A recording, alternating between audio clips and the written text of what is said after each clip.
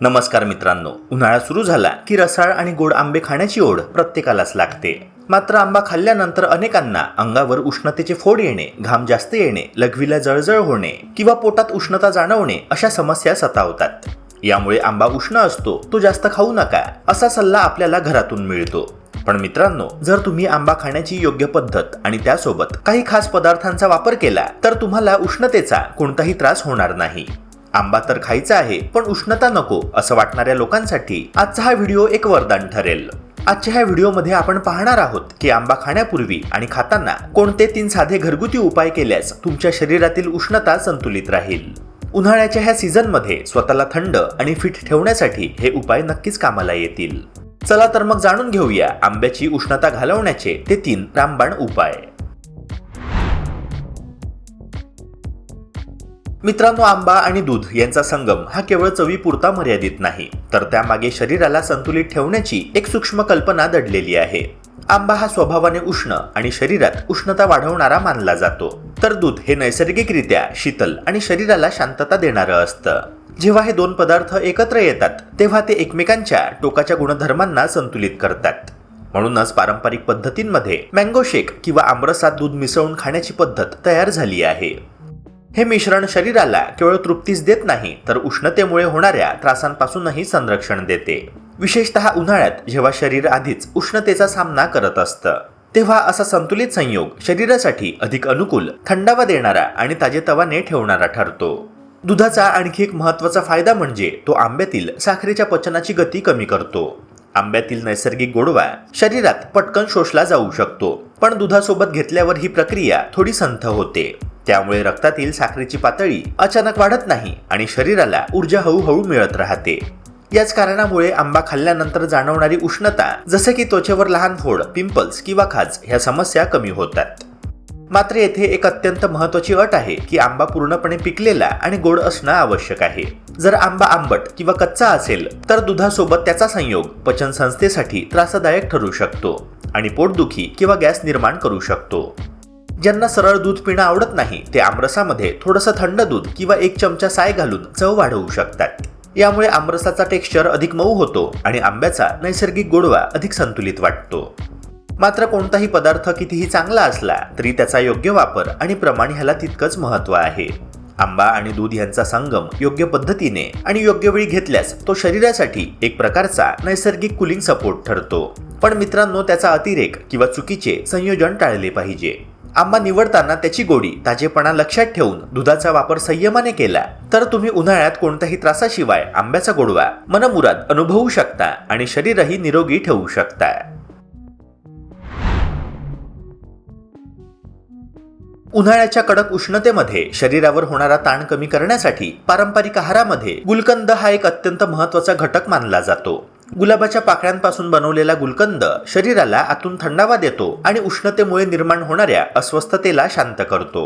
आंबा जरी चविष्ट आणि पौष्टिक असला तरी त्याची उष्ण प्रकृती काही लोकांना जास्त घाम येणे, डोळ्यांमध्ये जळजळ होणे किंवा शरीरात उकाडा असा त्रास देऊ शकते. अशावेळी आंबा खाण्याच्या आधी किंवा नंतर अर्धा चमचा गुलकंद घेतल्यास शरीरातील अतिरिक्त उष्णता संतुलित राहते. गुलकंद हा आंब्यातील तीव्र उष्ण गुणांना मवाळ करतो आणि एक प्रकारच्या कुलिंग शील्ड सारखं काम करतो. तुम्ही आमरस बनवताना त्यात थोडासा गुलकंद मिसळला तर केवळ चव आणि सुगंधच वाढत नाही, तर आमरस अधिक संतुलित आणि पचायला सुलभ बनतो. विशेषतः लहान मुलं आणि ज्येष्ठ व्यक्ती ज्यांची पचनशक्ती नाजूक असते त्यांच्यासाठी हा उपाय अधिक फायदेशीर ठरतो. याशिवाय गुलकंद आणि आंबा यांचा एकत्रित परिणाम शरीराच्या अंतर्गत प्रक्रियांवरही सकारात्मक पडतो. गुलकंद रक्तशुद्धीला मदत करतो, ज्यामुळे त्वचा निरोगी राहते, उन्हाळ्यातील थकवा कमी होतो आणि शरीरातील दाहकता म्हणजेच इन्फ्लेमेशन नियंत्रित राहते. आंब्यासोबत गुलकंद घेतल्याने पचनसंस्था शांत राहून जुलाब, पोटदुखी किंवा ऍसिडिटी सारख्या उष्णतेच्या तक्रारी दूर होतात. जर तुम्हाला उन्हाळ्यात आमरसाचा पूर्ण आणि त्रासमुक्त आनंद घ्यायचा असेल तर गुलकंदाचा छोटासा समावेश आहारात मोठा फरक घडवू शकतो. हा उपाय केवळ परंपरेतून आलेला नाही, तर त्यामागे शरीराच्या गरजांशी जुळणारा व्यावहारिक विचार आहे. त्यामुळे पुढच्या वेळी आंबा किंवा आमरस घेताना त्यासोबत थोडासा गुलकंद जोडून नक्की पहा. तुम्हाला चव आणि आरोग्य यांचा एक सुंदर समतोल अनुभवायला मिळेल. मित्रांनो, उन्हाळ्यात आंबा खाण्यापूर्वी तो किमान 1 ते 2 तास पाण्यामध्ये भिजवून ठेवणे ही केवळ परंपरा नसून त्यामागे वैज्ञानिक आणि आयुर्वेदिक विचार दडलेला आहे. आंब्यामध्ये फायटिक ऍसिड सारखे घटक असतात जे शरीरातील उष्णता वाढवू शकतात.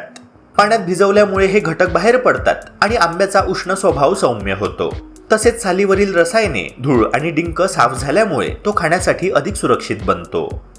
आंबा खाल्ल्यानंतर शरीरातील चयापचय क्रियेचा वेग वाढतो आणि साखरेचे ऊर्जेत रूपांतर करण्यासाठी पाण्याची मोठी गरज भासते. जर शरीराला पुरेसं पाणी मिळालं नाही तर ही उष्णता आतच अडकून अंगावर फोड, पिंपल्स किंवा जळजळ असा त्रास होऊ शकतो. त्यामुळे आंबा खाल्ल्यानंतर दिवसभर नियमित अंतराने पाणी पिणे अत्यंत आवश्यक आहे. कारण पाणी शरीरातील उष्णता बाहेर काढून रक्त शुद्ध ठेवते आणि पचनास मदत करते.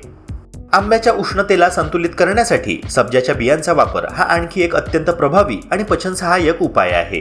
पाण्यात भिजवलेले सब्जाचे दाणे शरीराला लगेच थंडावा देतात आणि आंबा खाल्ल्यानंतर किंवा आमरसासोबत त्याचे पाणी घेतल्यास ते शरीरातील अतिरिक्त उष्णता शोषून घेते. यामुळे पचन संस्था शांत राहते, ऍसिडिटी कमी होते आणि शरीरातील दाहकता दूर होते. मित्रांनो, शेवटी आंबा खाणे म्हणजे फक्त चव घेणे नाही तर त्याचा योग्य पद्धतीने आनंद घेणे आहे. जर तुम्ही आंबा खाण्यापूर्वी तो पाण्यामध्ये भिजवून ठेवला, दिवसभर पुरेसे पाणी पिले आणि सब्जासारख्या नैसर्गिक घटकांचा वापर केला तर तुम्ही कोणत्याही भीतीशिवाय आंब्याचा आस्वाद घेऊ शकता, ज्यामुळे तुमची पचनसंस्था, त्वचा आणि एकूणच आरोग्य उत्तम राहतं.